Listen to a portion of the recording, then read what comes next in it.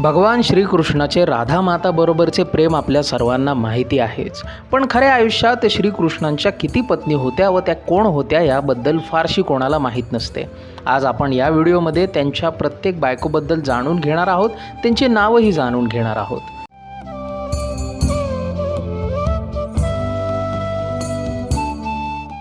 कसा झाला भगवान श्रीकृष्णांचा रुक्मिणी मातेबरोबरचा विवाह? तर यामागची कथा अशी सांगतात की रुक्मिणी माता आणि श्रीकृष्णा यांचं पूर्वजन्मीपासूनचं एक प्रेम होतं. त्यांच्यामध्ये प्रेम संबंध होते, पण त्यांच्या घरामध्ये म्हणजेच विदर्भ राज्यामध्ये त्यांच्या प्रेमाला मान्यता नव्हती. विदर्भराज रुक्मी जे रुक्मिणींचे भाऊ होते, त्यांना या दोघांचं प्रेम आणि विवाह मान्य नव्हता.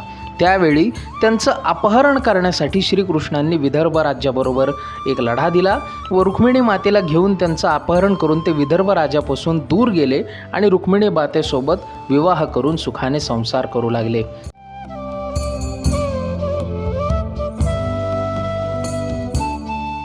कसा झाला भगवान श्रीकृष्णांचा जांबवती बरोबरचा विवाह?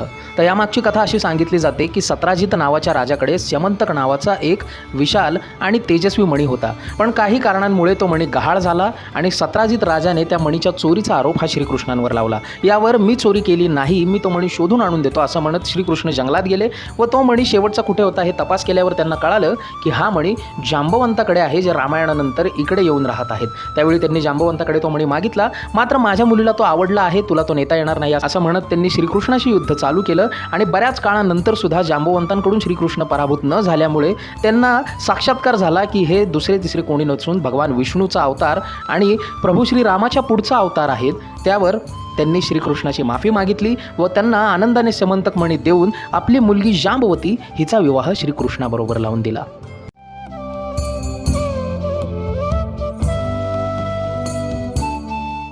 कसा झाला भगवान श्रीकृष्णांचा सत्यभामेबरोबरचा विवाह?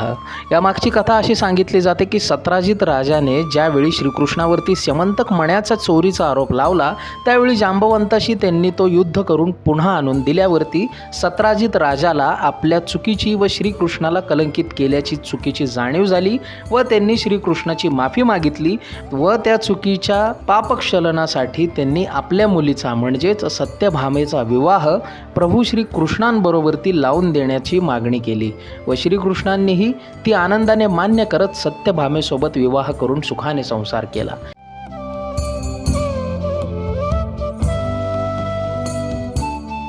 कसा झाला भगवान श्रीकृष्णांचा कालिंदींबरोबरचा विवाह? याची गोष्ट अशी सांगितली जाते की ही कथा महाभारत काळातली आहे. त्या काळी प्रभू श्रीकृष्ण व अर्जुन हे एका जंगलामध्ये विहार करत असताना त्यांना एका तरुणीचा आवाज आला. त्यावेळी त्यांना कळालं की एक तरुणी ध्यानस्थ आहे व आपल्याच नावाचा जप करत आहे. जवळ गेल्यावर त्यांना कळालं की ती तरुणी आपल्या नावाचा जप करत नसून ती चक्क तपश्चर्या करत आहे. त्यावेळी प्रभू श्रीकृष्णांनी त्यांना आपल्या तपश्चर्यातून बाहेर आणलं आणि त्यांना विचारलं की तुम्ही माझ्या नावाचा जप का करताय, तपस्या का करताय? यावर कालिंदीने त्यांना उत्तर दिलं की हे प्रभू, तुमच्याशी विवाह करण्यासाठी म्हणून मी इथे तपश्चर्या करतेय आणि म्हणूनच प्रभू श्रीकृष्ण या सगळ्यामधून आनंदित होऊन त्यांनी कालिंदीबरोबर आनंदानं विवाह सुद्धा केला आणि पुढे त्यांच्याबरोबर सुखी संसार सुद्धा केला.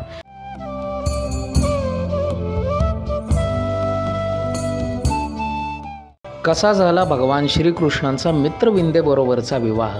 तर त्यामागची कथा अशी आहे की मित्रविंदा यांचं श्रीकृष्णावरती अत्याधिक प्रेम होतं. त्यांना श्रीकृष्णाबरोबर विवाह करायचा होता, मात्र मित्रविंदेच्या घरच्यांना हा विवाह काही केल्या मान्य नव्हता व त्यासाठी त्यांनी मित्रविंदेचं एक स्वयंवर आयोजित केलं होतं, जेणेकरून त्यांचं लग्न होईल, हा विषय संपून जाईल.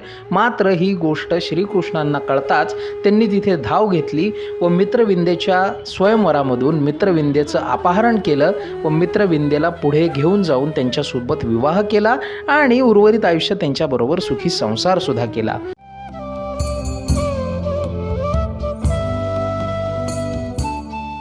कसा झाला भगवान श्रीकृष्णांचा सत्याबरोबरचा विवाह?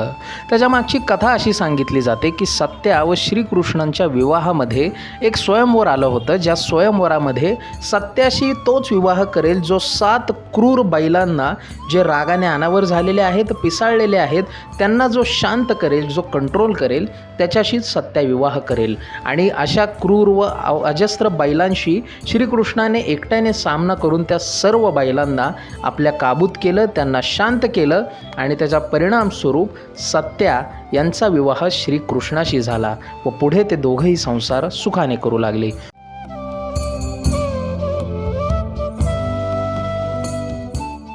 कसा झाला भगवान श्रीकृष्णांचा भद्रादेवींसोबतचा विवाह? पुराणातील कथेनुसार भद्रादेवी ह्या कैकेय राजाच्या राजकन्या होत्या. त्यांचे पिता होते दृशकेतू. त्यांना 5 पुत्र होते व एक पुत्री होती जिचं नाव होतं भद्रा. भद्रा यांचे 5 भाऊ हे श्रीकृष्णाबद्दल बरंच काही चांगलं ऐकून होते व श्रीकृष्णांच्या व्यक्तिमत्वामुळे ते प्रभावितसुद्धा झाले होते. त्यांची मनोमन इच्छा होती की त्यांनी श्रीकृष्णाबरोबर लग्न करावं व तसं त्यांनी श्रीकृष्णाशी बोलणं केलं व भद्रा व श्रीकृष्ण यांचा रीतसर विवाह घडवून आणला.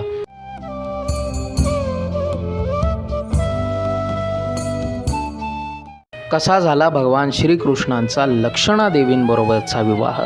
पुराणातील कथेनुसार लक्षणा ह्या मद्र देशाच्या पुत्री म्हणजेच मद्र राज्याच्या राजकन्या होत्या. त्या द्वारकेश्वरी, माद्री व चारुहासिनी या नावांनी सुद्धा ओळखल्या जायच्या. एका कथेनुसार लक्षणा यांचा स्वयंवर आयोजित केला असता तिथे असा पण ठेवला होता जो एका चांगल्या धनुर्धराला जिंकता येईल. जसं की द्रौपदीच्या स्वयंवरात माशाचा डोळा फोडायचा होता, तसंच इकडे एका गरुडाचा डोळा फोडायचा होता. तर काही दंतकथांमध्ये असंही सांगितलं जातं की लक्षणेच्या स्वयंवरामध्ये भर राजमंडपामध्ये श्रीकृष्णांनी आपल्या बाहुबळावरती लक्षणेला पळवून नेलं व त्यांच्यासोबत पुढे विवाह केला व सुखाने संसारसुद्धा केला. तुम्हाला ही माहिती कशी वाटली आम्हाला आवर्जून सांगा व अशाच माहितीसाठी पाहत रहा व लाईक, शेअर, सबस्क्राईब करायला विसरू नका. धन्यवाद.